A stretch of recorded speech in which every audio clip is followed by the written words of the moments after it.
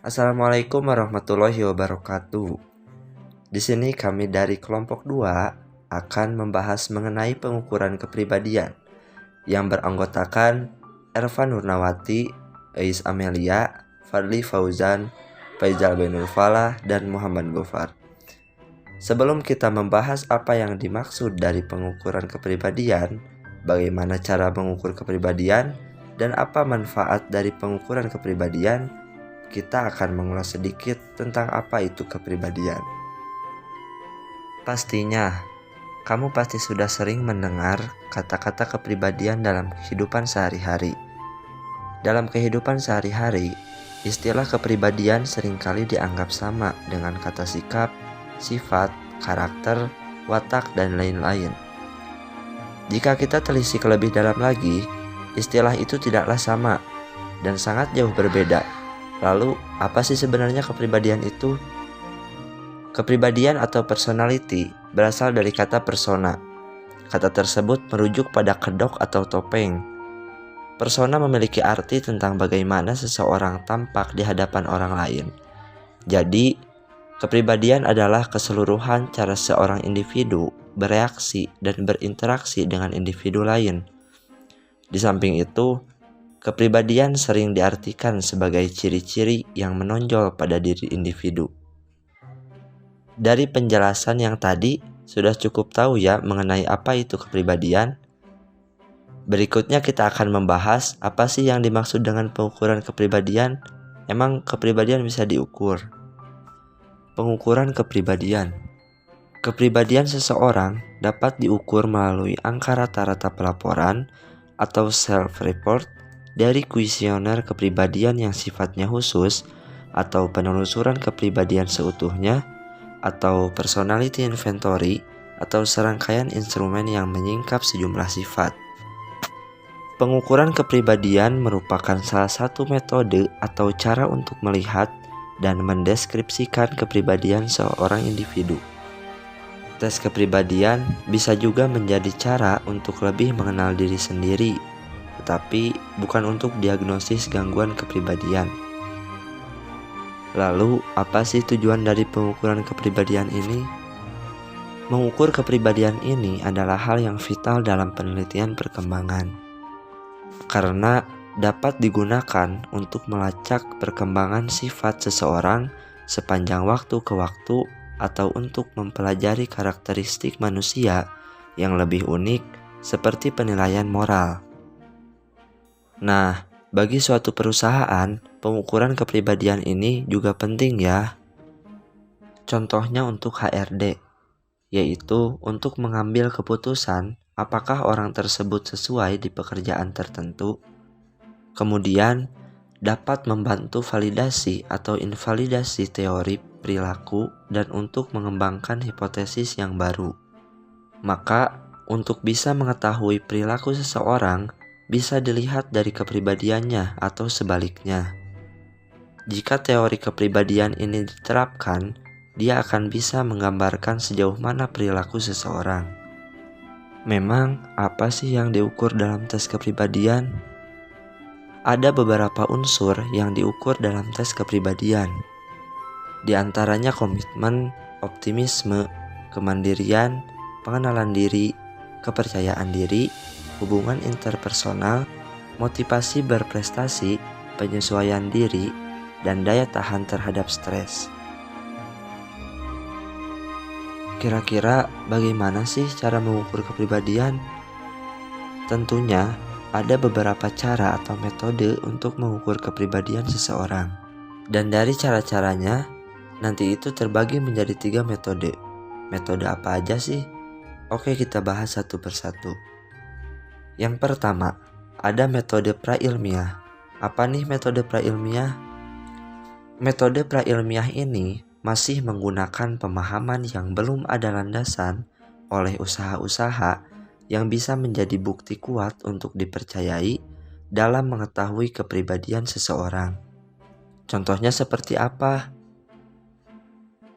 Pada metode ini, istilahnya masih menggunakan ramalan kuno yang menjadikan garis tangan sebagai pengukur sifat kepribadian seseorang. Kemudian ada juga yang menggunakan bentuk lekuk wajah yang katanya bisa melihat kepribadian seseorang. Bentuk tengkoraknya, bahkan warna, juga bentuk kuku pada ujung jari itu juga menjadi cara pengukuran kepribadian yang digunakan pada masa prailmiah. Selanjutnya, kita akan membahas metode yang kedua, yaitu metode semi-ilmiah. Pada metode semi-ilmiah, kita bisa melihat bahwa fisik seseorang itu bisa menjadi cara untuk menentukan karakter atau tingkah laku yang dimilikinya. Seperti pada pengertian tipologi, yaitu suatu cara yang menggolong-golongkan sejumlah orang yang dipandang memiliki tipe yang hampir bersamaan. Misalnya seperti apa? Yaitu seperti karakteristik dari fisik orang tersebut, kemudian psikisnya, juga pada pengaruh yang dominan pada nilai-nilai budaya, dan lain-lain. Yang terakhir adalah metode umum, yang biasa digunakan dalam pengukuran kepribadian seseorang. Metode apa itu? Ya, metode ilmiah. Pada metode ini, ada 4 poin dasar yang dijadikan sebagai cara untuk mendeskripsikan kepribadian seseorang. Apa aja nih cara-caranya? Yang pertama ada life outcomes atau catatan kehidupan yang bisa dilihat dari latar belakang seseorang tersebut. Bisa dari latar belakang pendidikannya, statusnya, juga bisa dari pendapatannya. Kemudian ada situational test yang mengamati perilaku seseorang dari situasi tertentu. Kemudian observasi. Poin yang satu ini sudah bisa kita dengar ya teman-teman. Observasi ini dilihat dari peringkat pengamatan yang dilakukan oleh keluarga ataupun teman dekatnya. Yang terakhir adalah self-reports atau laporan diri. Ya, seperti hasil dari wawancara. Bagaimana orang tersebut mendeskripsikan dirinya atas pertanyaan-pertanyaan yang telah diajukan dan di akhir akan bisa diukur kepribadiannya. Setelah membahas metode atau cara untuk mengukur kepribadian, berikutnya ada macam-macam tes untuk mengukur kepribadian. Apa saja sih tesnya? Yang pertama, PAT Assessment Personality. Tes kompetensi ini akan digunakan untuk kenali kepribadian seseorang dengan lebih jauh lagi. Di dalamnya, kita akan mendapatkan kuesioner Talleisin PAT yang berisikan berbagai wawasan mendalam mengenai pemikiran dan keputusan. Yang kedua, personalities atau MBTI. Di sini kalian akan mendapatkan hasil dari bagaimana cara merespon, mengumpulkan informasi, membuat keputusan, dan bagaimana menghadapi masalah. Yang ketiga, tes color, yaitu tes ketika kita ingin mendapatkan prediksi mengenai sikap kita. Ikutilah dengan mudah. Tes seperti ini akan melibatkan bagaimana kita menyukai warna atau semacamnya. Yang keempat, DSG, merupakan kepanjangan dari dominance, influence, steadiness, dan conscientiousness. Masuk ke macam-macam tes kepribadian yang terkenal dan banyak orang mencoba untuk berbagai kebutuhan. Ketika menggunakannya, Anda bisa mendapatkan kesempatan mencocokkan kandidat dari pekerjaan tertentu. Kita akan mendapatkan hasil dari bagaimana ketika kita mengalami dominasi, kestabilan, kesadaran, pengaruh, dan semacamnya dalam sebuah lingkup. Yang kelima, tes Warteg. Seperti tes penalaran logika, tes ini juga mengukur kemampuan analisa seseorang.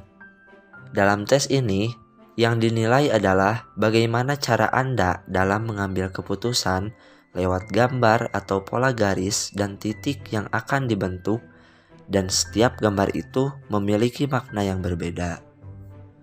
Yang keenam, EPPS. EPPS yang merupakan kependekan dari Edwards Personal Preference Schedule. Dalam tes jenis ini, Anda akan diminta menjawab pertanyaan yang memiliki dua opsi jawaban, yakni A dan B. Dalam tes ini, jawaban yang Anda pilih akan menggambarkan kepribadian Anda sendiri. Yang ketujuh, tes SSCT. SSCT atau Shake Sentence Completion Test. Jenis tes satu ini akan membawamu untuk melengkapi berbagai kalimat yang telah disediakan. Tes ini untuk mengetahui bagaimana keadaan emosional yang kamu miliki. Yang kedelapan, tes Rorschach. Dari macam-macam tes kepribadian di atas, ada sebuah tes yang mungkin masih asing bagi kamu, gengs. Tes ini bernama Rorschach atau tes yang dibuat untuk mengetahui emosional seseorang secara mendalam. 9. TAT, Thematic Apperception Test, disingkat TAT, adalah suatu teknik proyeksi yang digunakan untuk mengungkap dinamika kepribadian yang menampakkan diri dalam hubungan interpersonal dan dalam apersepsi atau interpretasi yang ada artinya terhadap lingkungan. 10. Tree Test. Dalam tes ini, peserta tes diminta untuk menggambar sebuah pohon. Perintah menggambar pohon ini bisa bervariasi. Fungsi dari tes ini adalah untuk menilai karakter dan kepribadian seseorang.